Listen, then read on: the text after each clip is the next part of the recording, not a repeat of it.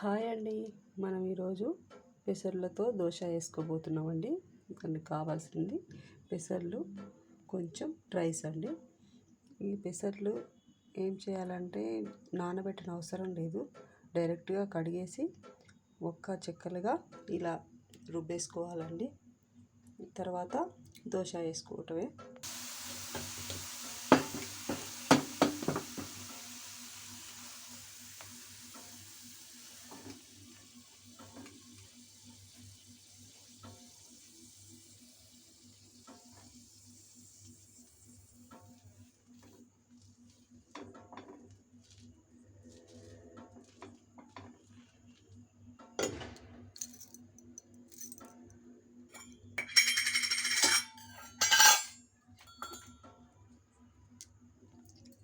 దీనిపైన కొంచెం నెయ్యి అప్లై చేస్తున్నానండి.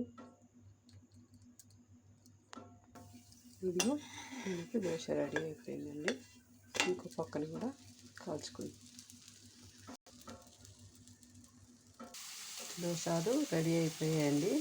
టేస్ట్ చేసి చూడండి, మీరు కూడా ట్రై చేయండి. ఓకే అండి.